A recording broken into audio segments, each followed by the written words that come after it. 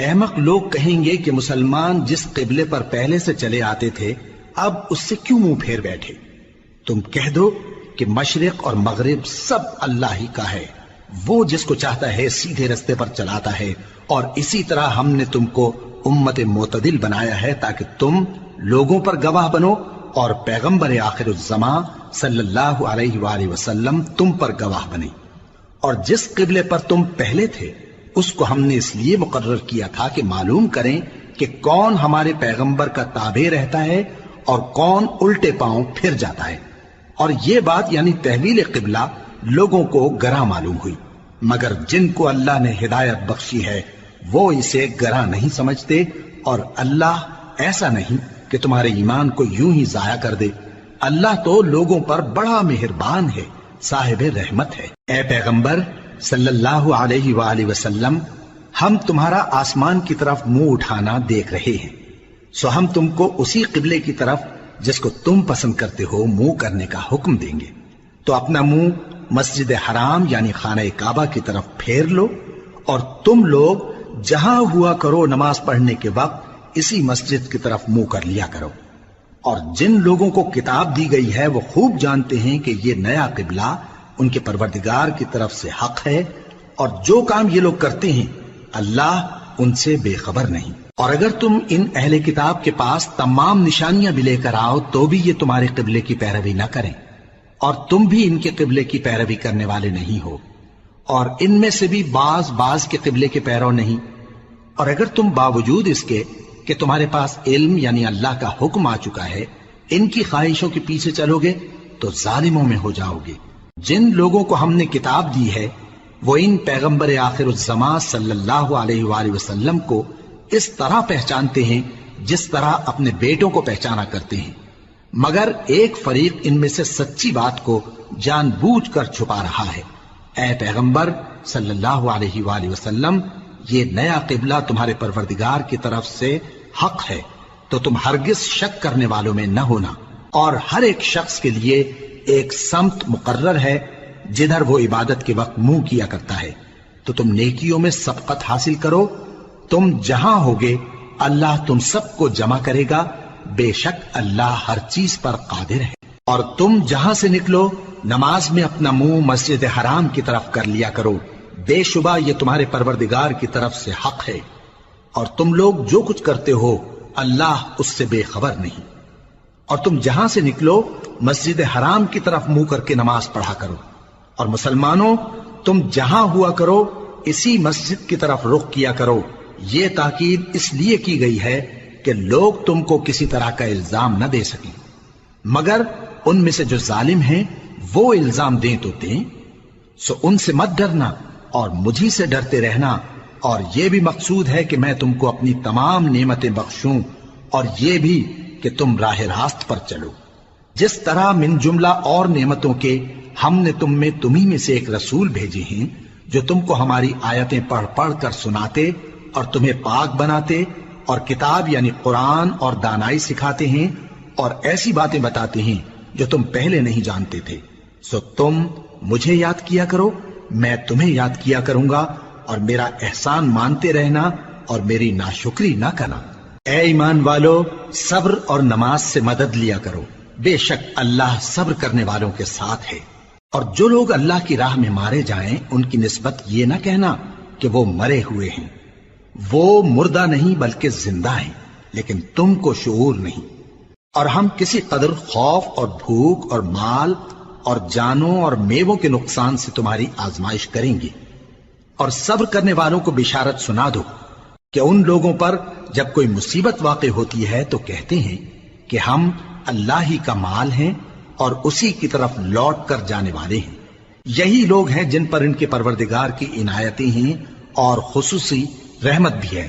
اور یہی سیدھے رستے پر ہیں۔ بے شک کوہ صفا اور مروہ اللہ کی نشانیوں میں سے ہیں، تو جو شخص خانہ کعبہ کا حج یا عمرہ کرے اس پر کچھ گناہ نہیں کہ دونوں کے درمیان چکر لگائے، بلکہ یہ ایک نیک کام ہے، اور جو کوئی نیک کام کرے تو اللہ قدردان ہے، دانا ہے۔ جو لوگ ہمارے حکموں اور ہدایتوں کو جو ہم نے نازل کی ہیں کسی غرض فاسد سے چھپاتے ہیں، باوجود کہ ہم نے ان کو لوگوں کے سمجھانے کے لیے اپنی کتاب میں کھول کھول کر بیان کر دیا ہے۔ ایسوں پر اللہ اور تمام لعنت کرنے والے لعنت کرتے ہیں۔ ہاں، جو توبہ کرتے ہیں اور اپنی حالت درست کر لیتے ہیں اور احکام الہی کو صاف صاف بیان کر دیتے ہیں تو میں ان کے قصور معاف کر دیتا ہوں، اور میں بڑا معاف کرنے والا، بڑا مہربان ہوں۔ جو لوگ کافر ہوئے اور کافر ہی مرے، ایسوں پر اللہ کی اور فرشتوں کی اور انسانوں کی سب کی لعنت، وہ ہمیشہ اسی لعنت میں گرفتار رہیں گے۔ ان سے نہ تو عذاب ہلکا ہی کیا جائے گا اور نہ انہیں کچھ مہلت ملے گی۔ اور لوگوں، تمہارا معبود ایک ہی معبود ہے، اس بڑے مہربان اور رحم والے کے سوا کوئی عبادت کے لائق نہیں۔ بے شک آسمانوں اور زمین کے پیدا کرنے میں اور رات اور دن کے ایک دوسرے کے پیچھے آنے جانے میں اور کشتیوں اور جہازوں میں جو سمندر میں لوگوں کے فائدے کے لیے رواں ہیں، اور میں جس کو اللہ آسمان سے برساتا اور اس سے زمین کو اس کے مردہ ہو جانے کے بعد زندہ یعنی خشک ہو جانے کے بعد سرسبز کر دیتا ہے، اور زمین پر ہر قسم کے جانور پھیلانے میں اور ہواؤں کے چلانے میں اور بادلوں میں جو آسمان اور زمین کے درمیان گھرے رہتے ہیں، عقل مندوں کے لیے اللہ کی قدرت کی نشانیاں ہیں۔ اور بعض لوگ ایسے ہیں جو غیر اللہ کو اللہ کا شریک بناتے اور ان سے اللہ کی سی محبت کرتے ہیں، لیکن جو ایمان والے ہیں وہ تو اللہ ہی کے سب سے زیادہ دوست دار ہیں۔ اور اے کاش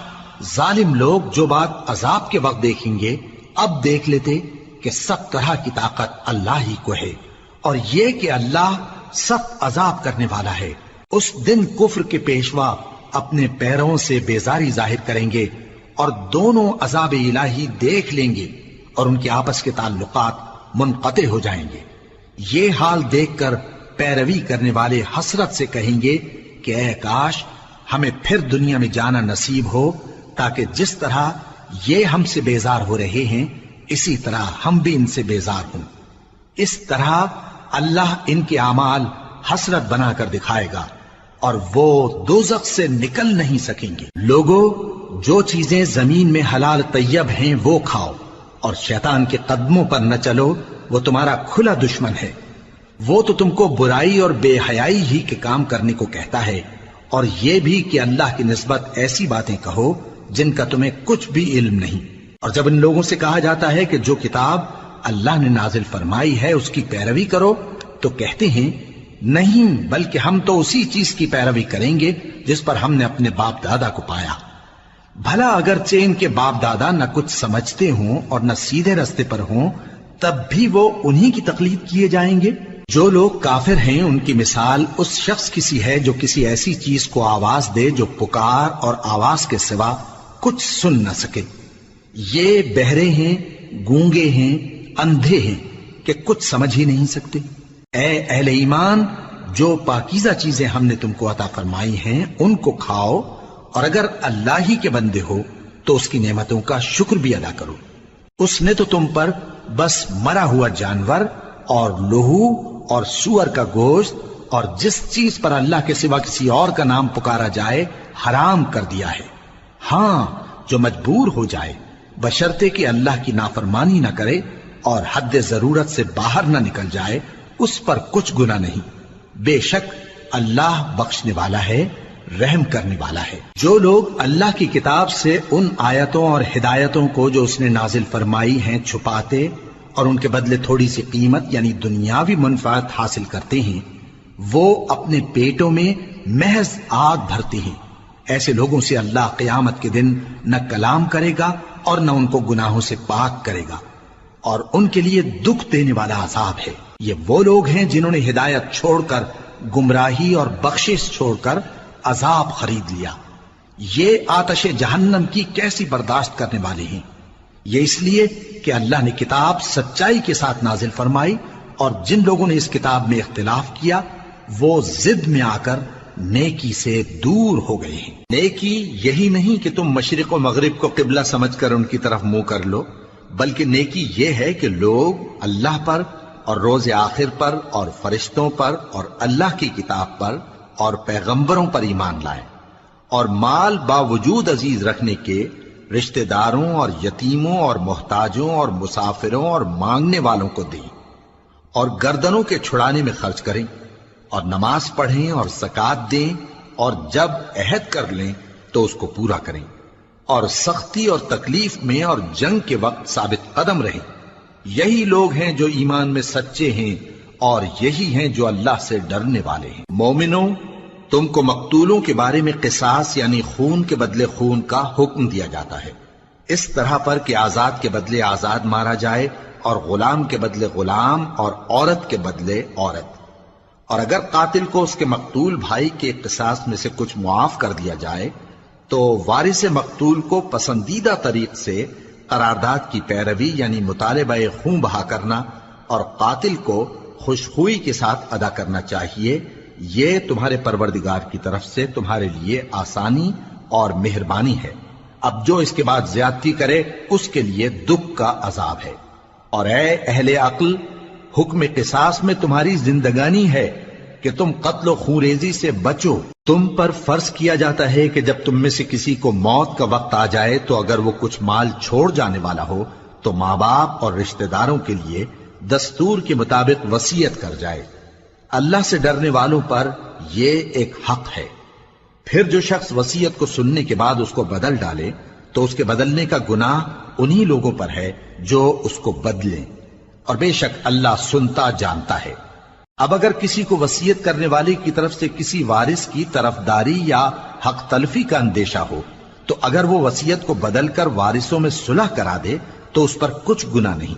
بے شک اللہ بخشنے والا ہے، رحم والا ہے۔ مومنوں، تم پر روزے فرض کیے گئے ہیں جس طرح تم سے پہلے لوگوں پر فرض کیے گئے تھے تاکہ تم پرہیزگار بنو۔ روزوں کے دن گنتی کے چند روز ہیں، تو جو شخص تم میں سے بیمار ہو یا سفر میں ہو تو دوسرے دنوں میں روزوں کا شمار پورا کر لے۔ اور جو لوگ روزہ رکھنے کی طاقت رکھیں لیکن رکھیں نہیں، وہ روزے کے بدلے محتاج کو کھانا کھلا دیں۔ اور جو کوئی اپنی مرضی سے زیادہ نیکی کرے تو اس کے حق میں زیادہ اچھا ہے، اور اگر سمجھو تو روزہ رکھنا ہی تمہارے حق میں بہتر ہے۔ روزوں کا مہینہ رمضان کا مہینہ ہے جس میں قرآن اول نازل ہوا، جو لوگوں کا رہنما ہے اور جس میں ہدایت کی کھلی نشانیاں ہیں، اور جو حق و باطل کو الگ الگ کرنے والا ہے۔ تو جو کوئی تم میں سے اس مہینے میں موجود ہو چاہیے کہ پورے مہینے کے روزے رکھے، اور جو بیمار ہو یا سفر میں ہو تو دوسرے دنوں میں روزے رکھ کر ان کا شمار پورا کر لے۔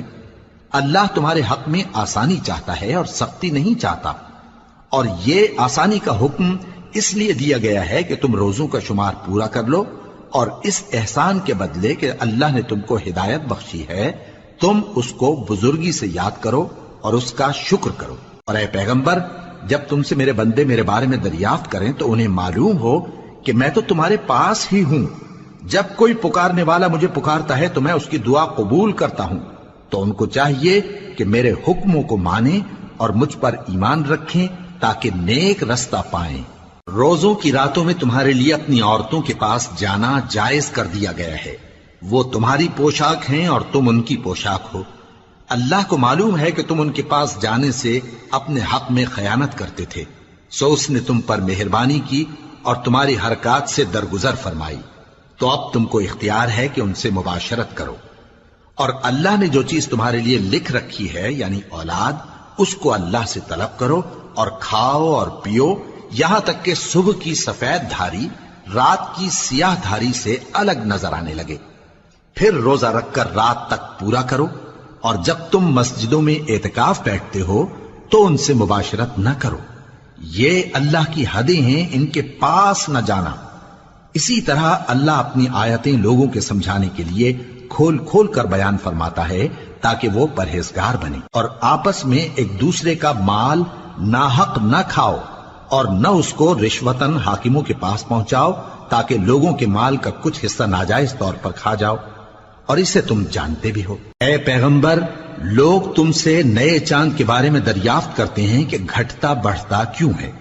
کہہ دو کہ وہ لوگوں کے کاموں کی میعادیں اور حج کے وقت معلوم ہونے کا ذریعہ ہے، اور نیکی اس بات میں نہیں کہ احرام کی حالت میں گھروں میں ان کے پچھواڑے کی طرف سے آؤ، بلکہ نیکوکار وہ ہے جو پرہیزگار ہو، اور گھروں میں ان کے دروازوں سے آیا کرو، اور اللہ سے ڈرتے رہو تاکہ کامیاب ہو جاؤ۔ اور جو لوگ تم سے لڑتے ہیں تم بھی اللہ کی راہ میں ان سے لڑو، مگر زیادتی نہ کرنا، کہ اللہ زیادتی کرنے والوں کو دوست نہیں رکھتا، اور ان کو جہاں پاؤ قتل کر دو، اور جہاں سے انہوں نے تم کو نکالا ہے یعنی مکے سے، وہاں سے تم بھی ان کو نکال دو۔ اور دین سے گمراہ کرنے کا فساد قتل و خونریزی سے کہیں بڑھ کر ہے، اور جب تک وہ تم سے مسجد حرام یعنی خانہ کعبہ کے پاس نہ لڑیں تم بھی وہاں ان سے نہ لڑنا۔ ہاں اگر وہ تم سے لڑیں تو تم ان کو قتل کر ڈالو، کافروں کی یہی سزا ہے۔ پھر اگر وہ باز آ جائیں تو اللہ بخشنے والا ہے، رحم کرنے والا ہے۔ اور ان سے اس وقت تک لڑتے رہنا کہ فساد نابود ہو جائے اور ملک میں اللہ ہی کا دین غالب ہو جائے۔ پھر اگر وہ فساد سے باز آ جائیں تو ظالموں کے سوا کسی پر زیادتی نہیں کرنی چاہیے۔ ادب کا مہینہ ادب کے مہینے کے مقابل ہے، اور ادب کی چیزیں ایک دوسرے کا بدلہ ہیں۔ پس اگر کوئی تم پر زیادتی کرے تو جیسی زیادتی وہ تم پر کرے ویسی ہی تم اس پر کرو، اور اللہ سے ڈرتے رہو اور جان رکھو کہ اللہ ڈرنے والوں کے ساتھ ہے۔ اور اللہ کی راہ میں مال خرچ کرو اور اپنے آپ کو ہلاکت میں نہ ڈالو، اور نیکی کرو، بے شک اللہ نیکی کرنے والوں کو دوست رکھتا ہے۔ اور اللہ کی خوشنودی کے لیے حج اور عمرے کو پورا کرو، اور اگر راستے میں روک لیے جاؤ تو جیسی قربانی میسر ہو کر دو، اور جب تک قربانی اپنے مقام پر نہ پہنچ جائے سر نہ منڈاؤ۔ اور اگر کوئی تم میں بیمار ہو یا اس کے سر میں کسی طرح کی تکلیف ہو تو اگر وہ سر منڈا لے تو اس کے بدلے روزے رکھے یا صدقہ دے یا قربانی کرے۔ پھر جب تکلیف دور ہو کر تم مطمئن ہو جاؤ تو جو تم میں حج کے وقت تک عمرے سے فائدہ اٹھانا چاہے وہ جیسی قربانی میسر ہو کرے، اور جس کو قربانی نہ ملے وہ 3 روزے ایام حج میں رکھے اور 7 جب واپس ہو، یہ پورے 10 ہوئے۔ یہ حکم اس شخص کے لیے ہے جس کے اہل و عیال مکے میں نہ رہتے ہوں۔ اور اللہ سے ڈرتے رہو اور جان رکھو کہ اللہ سخت عذاب دینے والا ہے۔ حج کے مہینے معین ہیں جو معلوم ہیں، تو جو شخص ان مہینوں میں حج کی نیت کر لے تو حج کے دنوں میں نہ عورتوں سے اختلاط کرے، نہ کوئی برا کام کرے اور نہ کسی سے جھگڑے۔ اور جو نیک کام تم کرو گے وہ اللہ کو معلوم ہو جائے گا۔ اور زاد راہ یعنی رستے کا خرچ ساتھ لے جاؤ، کیونکہ بہترین زاد راہ پرہیزگاری ہے۔ اور اے اہل عقل مجھی سے ڈرتے رہو، اس کا تمہیں کچھ گناہ نہیں کہ حج کے دنوں میں بذریعہ تجارت اپنے پروردگار سے روزی طلب کرو۔ اور جب عرفات سے واپس ہونے لگو تو مشعر حرام یعنی مزدلفہ میں اللہ کا ذکر کرو، اور اس طرح ذکر کرو جس طرح اس نے تم کو سکھایا،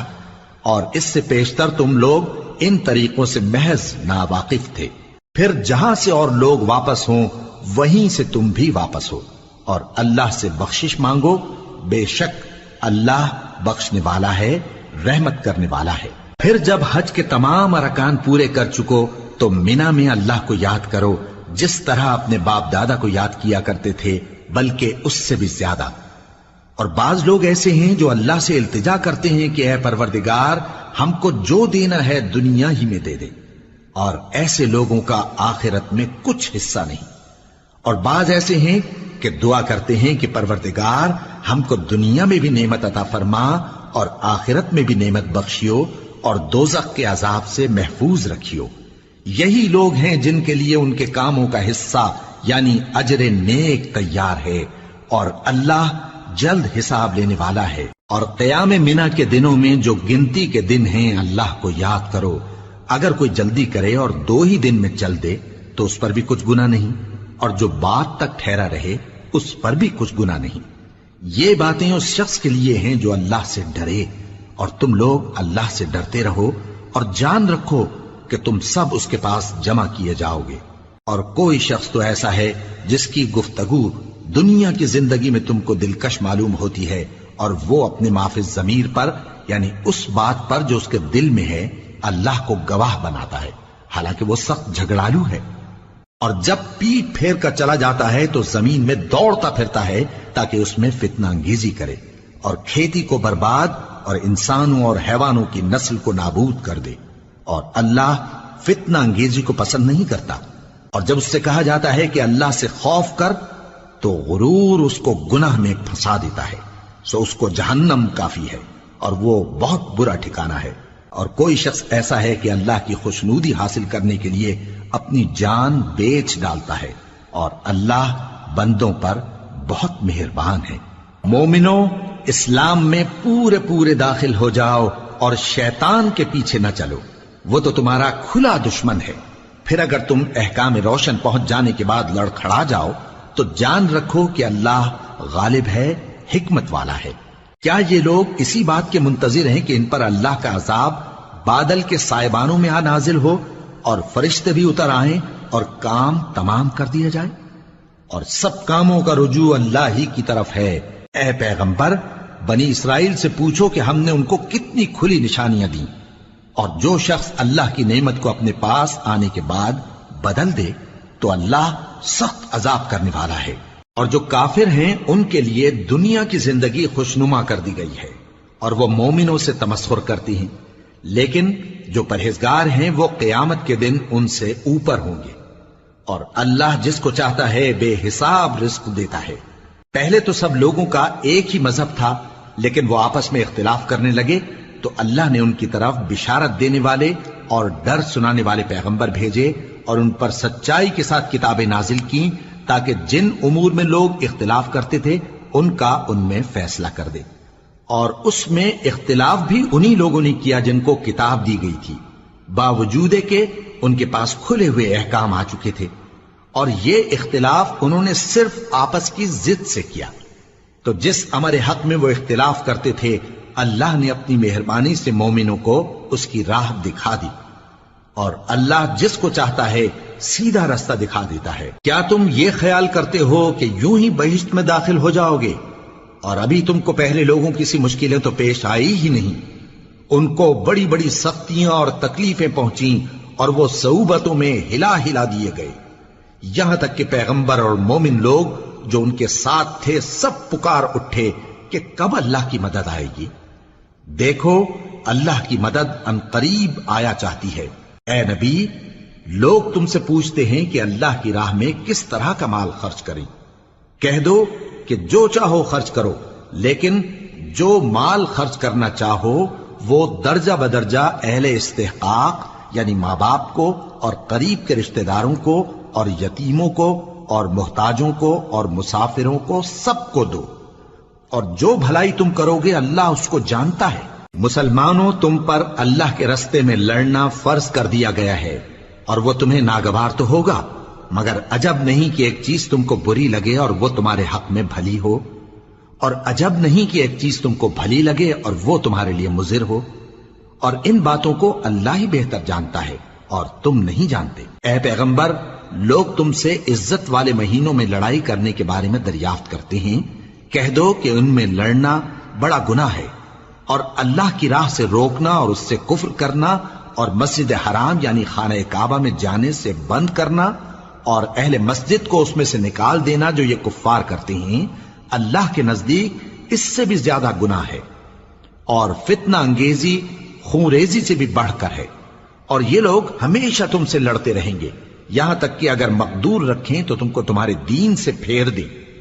اور جو کوئی تم میں سے اپنے دین سے پھر کر کافر ہو جائے گا اور کافر ہی مرے گا تو ایسے لوگوں کے اعمال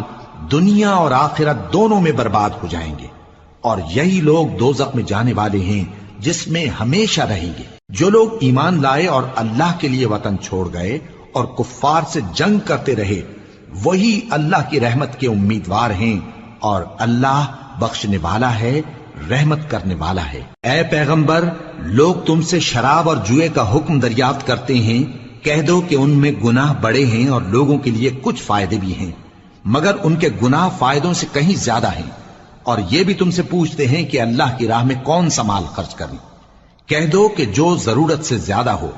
اس طرح اللہ تمہارے لیے اپنے احکام کھول کھول کر بیان فرماتا ہے تاکہ تم سوچو، یعنی دنیا اور آخرت کی باتوں میں غور کرو۔ اور تم سے یتیموں کے بارے میں بھی دریافت کرتے ہیں، کہہ دو کہ ان کی حالت کی اصلاح بہت اچھا کام ہے، اور اگر تم ان سے مل جل کر رہنا یعنی خرچ اکٹھا رکھنا چاہو تو وہ تمہارے بھائی ہیں، اور اللہ خوب جانتا ہے کہ خرابی کرنے والا کون ہے اور اصلاح کرنے والا کون۔ اور اگر اللہ چاہتا تو تم کو تکلیف میں ڈال دیتا، بے شک اللہ غالب ہے، حکمت والا ہے۔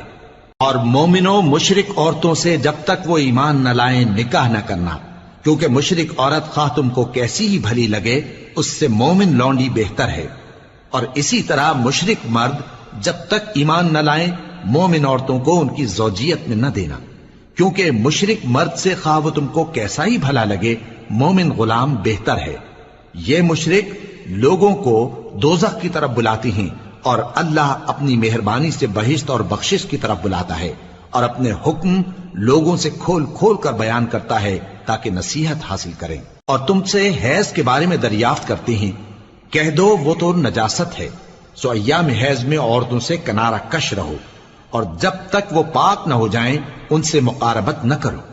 ہاں جب وہ پاک ہو جائیں تو جس طریق سے اللہ نے تمہیں ارشاد فرمایا ہے ان کے پاس جاؤ، کچھ شک نہیں کہ اللہ توبہ کرنے والوں اور پاک صاف رہنے والوں کو دوست رکھتا ہے۔ تمہاری عورتیں تمہاری کھیتی ہیں، تو اپنی کھیتی میں جس طرح چاہو جاؤ، اور اپنے لیے نیک عمل آگے بھیجو، اور اللہ سے ڈرتے رہو، اور جان رکھو کہ ایک دن تمہیں اس کے روبرو حاضر ہونا ہے۔ اور اے پیغمبر ایمان والوں کو بشارت سنا دو، اور اللہ کے نام کو اس بات کا ہیلا نہ بنانا کہ اس کی قسمیں کھا کھا کر سلوک کرنے اور پرہیزگاری کرنے اور لوگوں میں صلح و سازگاری کرانے سے رک جاؤ، اور اللہ سب کچھ سنتا ہے جانتا ہے۔ اللہ تمہاری لغو قسموں پر تم سے مواخذہ نہیں کرے گا، لیکن جو قسمیں تم قصد دلی سے کھاؤ گے ان پر مواخذہ کرے گا، اور اللہ بخشنے والا ہے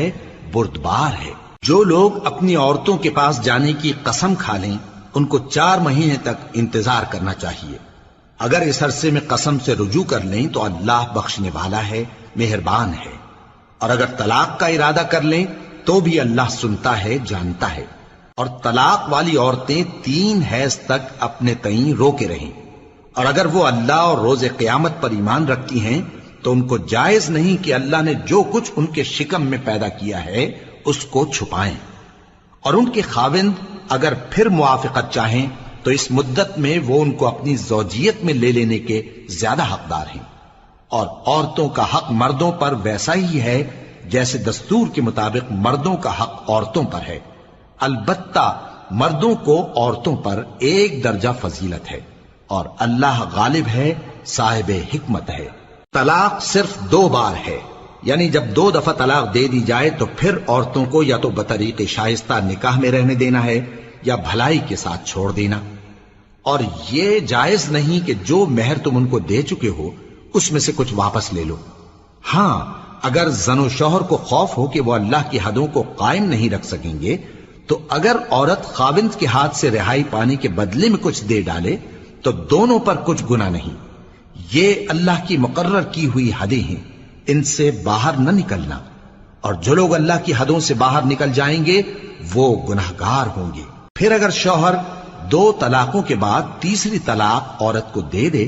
تو اس کے بعد جب تک عورت کسی دوسرے شخص سے نکاح نہ کر لے اس پہلے شوہر پر حلال نہ ہوگی۔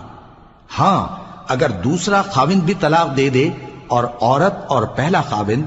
پھر ایک دوسرے کی طرف رجوع کر لیں تو ان پر کچھ گناہ نہیں، بشرطے کہ دونوں یقین کریں کہ اللہ کی حدوں کو قائم رکھ سکیں گے، اور یہ اللہ کی حدیں ہیں، ان کو وہ ان لوگوں کے لیے بیان فرماتا ہے جو علم رکھتے ہیں۔ اور جب تم عورتوں کو 2 دفعہ طلاق دے چکو اور ان کی عدت پوری ہو جائے تو انہیں یا تو حسن سلوک سے نکاح میں رہنے دو یا بطریق شائستہ رخصت کر دو، اور اس نیت سے ان کو نکاح میں نہ رہنے دینا چاہیے کہ انہیں تکلیف دو اور ان پر زیادتی کرو، اور جو ایسا کرے گا وہ اپنا ہی نقصان کرے گا۔ اور اللہ کے احکام کو ہنسی اور کھیل نہ بناؤ، اور اللہ نے تم کو جو نعمتیں بخشی ہیں اور تم پر جو کتاب اور دانائی کی باتیں نازل کی ہیں جن سے وہ تمہیں نصیحت فرماتا ہے ان کو یاد کرو، اور اللہ سے ڈرتے رہو، اور جان رکھو کہ اللہ ہر چیز سے واقف ہے۔ اور جب تم عورتوں کو طلاق دے چکو اور ان کی عدت پوری ہو جائے تو ان کو اپنے شوہروں کے ساتھ جب وہ آپس میں جائز طور پر راضی ہو جائیں نکاح کرنے سے مت روکو۔ اس حکم سے اس شخص کو نصیحت کی جاتی ہے جو تم میں اللہ اور روز آخر پر یقین رکھتا ہے۔ یہ تمہارے لیے نہایت خوب اور بہت پاکیزگی کی بات ہے، اور اللہ جانتا ہے اور تم نہیں جانتے۔ اور مائیں اپنے بچوں کو پورے 2 سال دودھ پلائیں یہ حکم اس شخص کے لیے ہے جو پوری مدت تک دودھ پلوانا چاہے، اور دودھ پلانے والی ماؤں کا کھانا اور کپڑا دستور کے مطابق باپ کے ذمے ہوگا۔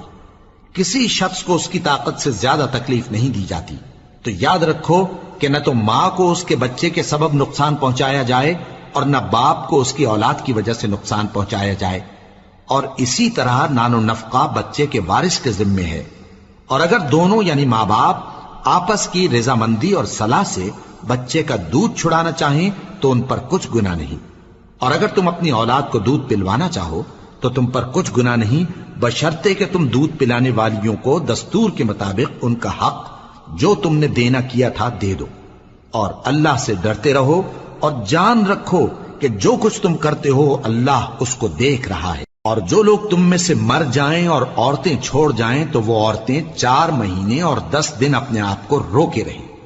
اور جب یہ عدت پوری کر چکیں اور اپنے حق میں پسندیدہ کام یعنی نکاح کر لیں تو تم پر کچھ گناہ نہیں، اور اللہ تمہارے سب کاموں سے واقف ہے۔ اگر تم اشارے کنائے میں عورتوں کو نکاح کا پیغام بھیجو یا نکاح کی خواہش کو اپنے دلوں میں مخفی رکھو تو تم پر کچھ گناہ نہیں۔ اللہ کو معلوم ہے کہ تم ان سے نکاح کا ذکر کرو گے، مگر ایام عدت میں اس کے سوا کے دستور کے مطابق کوئی بات کہہ دو، پوشیدہ طور پر ان سے قول و قرار نہ کرنا، اور جب تک عدت پوری نہ ہو لے نکاح کا پختہ ارادہ نہ کرنا، اور جان رکھو کہ جو کچھ تمہارے دلوں میں ہے اللہ کو سب معلوم ہے، تو اس سے ڈرتے رہو اور جان رکھو کہ اللہ بخشنے والا ہے، حلم والا ہے۔ اور اگر تم عورتوں کو ان کے پاس جانے یا ان کا مہر مقرر کرنے سے پہلے طلاق دے دو تو تم پر کچھ گناہ نہیں، ہاں ان کو دستور کے مطابق کچھ خرچ ضرور دو، یعنی مقدور والا اپنے مقدور کے مطابق دے اور تنگ دست اپنی حیثیت کے مطابق۔ نیک لوگوں پر یہ ایک طرح کا حق ہے۔ اور اگر تم عورتوں کو ان کے پاس جانے سے پہلے طلاق دے دو لیکن مہر مقرر کر چکے ہو تو آدھا مہر دینا ہوگا۔ ہاں اگر عورتیں مہر بخش دیں یا مرد جن کے ہاتھ میں عقد نکاح ہے اپنا حق چھوڑ دیں اور پورا مہر دے دیں تو ان کو اختیار ہے،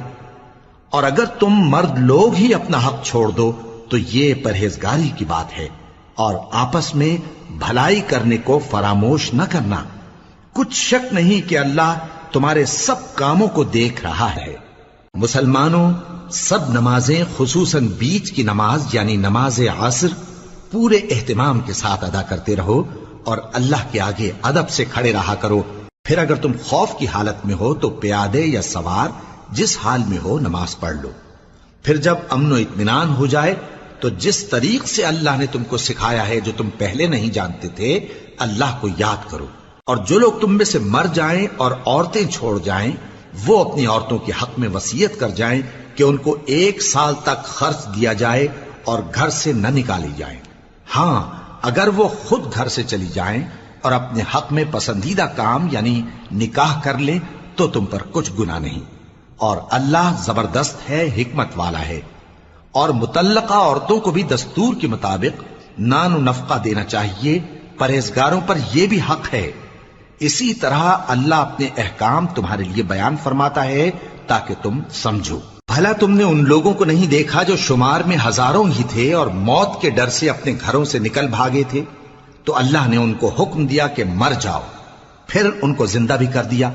کچھ شک نہیں کہ اللہ لوگوں پر مہربانی رکھتا ہے، لیکن اکثر لوگ شکر نہیں کرتے۔ اور مسلمانوں، اللہ کی راہ میں جہاد کرو اور جان رکھو کہ اللہ سب کچھ سنتا ہے، سب کچھ جانتا ہے۔ کون ہے کہ اللہ کو قرض حسنہ دے کہ وہ اس کے بدلے اس کو کئی گنا زیادہ دے گا، اور اللہ ہی روزی کو تنگ کرتا اور وہی اسے کشادہ کرتا ہے، اور تم اسی کی طرف لوٹ کر جاؤ گے۔ بھلا تم نے بنی اسرائیل کی ایک جماعت کو نہیں دیکھا جس نے موسیٰ کے بعد اپنے پیغمبر سے کہا کہ آپ ہمارے لیے ایک بادشاہ مقرر کر دیں تاکہ ہم اللہ کی راہ میں جہاد کریں؟ پیغمبر نے کہا کہ اگر تم کو جہاد کا حکم دیا جائے تو ایسا تو نہیں کہ لڑنے سے پہلو تہی کرو۔ وہ کہنے لگے کہ ہم اللہ کی راہ میں کیوں نہ لڑیں گے جبکہ ہم وطن سے خارج اور بال بچوں سے جدا کر دیے گئے۔ پھر جب ان کو جہاد کا حکم دیا گیا تو چند اشخاص کے سوا سب پھر گئے، اور اللہ ظالموں سے خوب واقف ہے۔ اور پیغمبر نے ان سے یہ بھی کہا کہ اللہ نے تم پر طالوت کو بادشاہ مقرر فرمایا ہے وہ بولے کہ اسے ہم پر بادشاہی کا حق کیوں کر ہو سکتا ہے؟ اس سے بڑھ کر بادشاہی کے مستحق تو ہم ہیں، اور اس کے پاس تو بہت سی دولت بھی نہیں۔ پیغمبر نے کہا کہ اللہ نے اس کو تم پر فضیلت دی ہے اور بادشاہی کے لیے منتخب فرمایا ہے۔ اس نے اسے علم بھی بہت سا بخشا ہے اور تن و توش بھی بڑا عطا کیا ہے، اور اللہ کو اختیار ہے جسے چاہے بادشاہی بخشے، وہ بڑا کشائش والا ہے، دانا ہے۔ اور پیغمبر نے ان سے کہا کہ ان کی یعنی طالوت کی بادشاہی کی نشانی یہ ہے کہ تمہارے پاس وہ صندوق آئے گا جس کو فرشتے اٹھائے ہوئے ہوں گے، اس میں تمہارے پروردگار کی طرف سے تسلی بخشنے والی چیز ہوگی اور کچھ اور چیزیں بھی ہوں گی جو موسیٰ اور ہارون چھوڑ گئے تھے۔ اگر تم ایمان رکھتے ہو تو یہ تمہارے لیے ایک بڑی نشانی ہے۔ غرض جب طالوت فوجیں لے کر روانہ ہوا تو اس نے ان سے کہا کہ اللہ ایک نہر سے تمہاری آزمائش کرنے والا ہے، جو شخص اس میں سے پانی پی لے گا اس کی نسبت تصور کیا جائے گا کہ وہ میرا نہیں، اور جو نہ پیے گا وہ سمجھا جائے گا کہ میرا ہے۔ ہاں اگر کوئی ہاتھ سے چلو بھر پانی لے لے تو خیر۔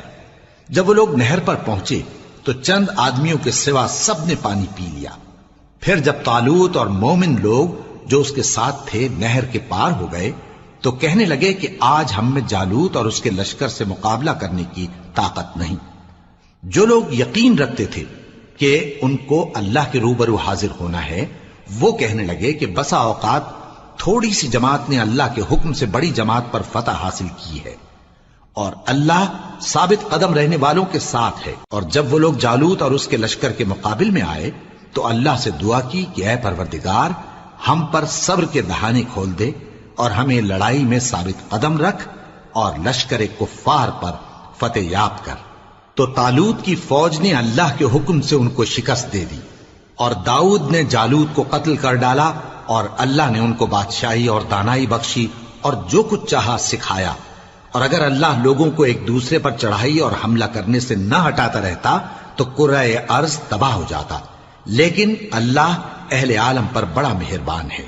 یہ اللہ کی آیتیں ہیں جو ہم تم کو سچائی کے ساتھ پڑھ کر سناتے ہیں، اور اے محمد صلی اللہ علیہ وآلہ وسلم تم بلا شبہ پیغمبروں میں سے